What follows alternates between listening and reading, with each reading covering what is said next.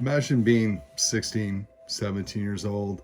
You're going to school, you have great friends, you're getting great grades, and you finally muster up the courage to come out to your parents. And it doesn't go as planned.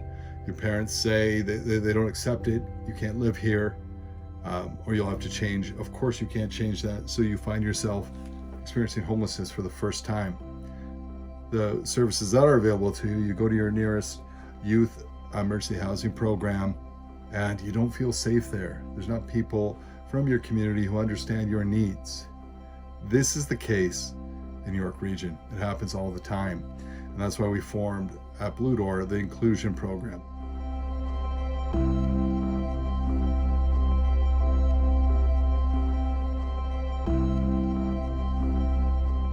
The idea behind the INNclusion program, it was a response to not one but two different surveys, one from Seneca College and one from Dr. Alex Abramovich at CAMH, where they talked with youth experiencing homelessness from the 2SLGBTQ+ community about their needs, and their needs weren't being met. They didn't feel safe.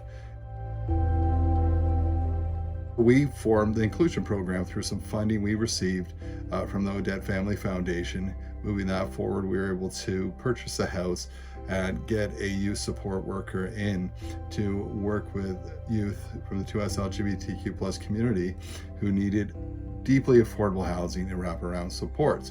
Part of that program too was evaluation. I mean, it's a new program, so we wanted to figure out what the needs were and if we were meeting those needs. So we're constantly evaluating the program to see how we can grow and change and move things forward. We don't do it alone. We work with PFLAG and others in our community to support our youth, in the medical community, in the 2SLGBTQ+ community. The program has annual evaluations to see, are we meeting the needs of youth? What do we need to change? How can we pivot and adapt? We're constantly looking at that and to evaluate and see how we can change the program to meet the needs of the youth. And what partners do we need to add? Who else do we need to reach out to in the community? That's our INNclusion program.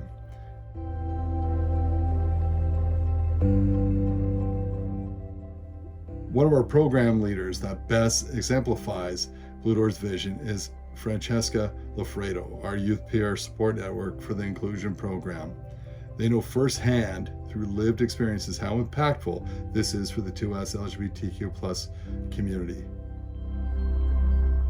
We have served probably 90% of youth are from the trans community, and for them there is another obstacle. It's when your IDs don't match the way you present yourself, when the legal name doesn't match the gender expression.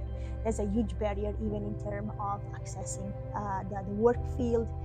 Lots of anxiety, like mental health really spiraling down, even worse for them. So again, sometimes we have to do some job that's more, let's say, LGBTQ+ oriented, like again, change of legal name, support with the family doctors, like more case management. But the other part is just everyday life, how you navigate your conflict with your peers. I hope for all of them that one day they will create their own family with other people. The purpose, I would say, of INNclusion, like one of the hope, is that we make program participant stepping out this inclusion and not coming back into the shelter system or the housing insecurity system. We want to make them successfully once they are out of the program.